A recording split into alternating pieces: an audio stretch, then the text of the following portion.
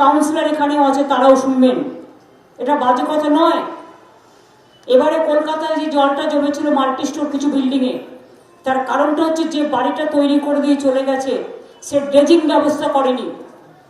তা সেটা একবার তাদের এখতিয়ার নেই।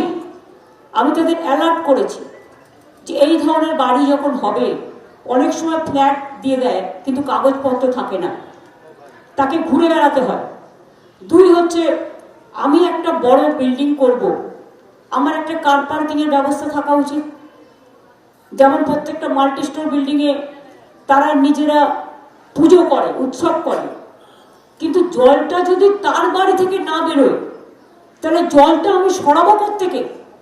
সেই জন্যই সতর্ক করা হয়েছিল যে দেখে নেবেন একটা বাড়ি কমপ্লিশন হবার আগে যেন ড্রেজিং থেকে শুরু করে, ইলেকট্রিফিকেশন লাইন থেকে শুরু করে, ওয়াটার সাপ্লাই থেকে শুরু করে সবকিছু সুযোগ সুবিধা যেন থাকে।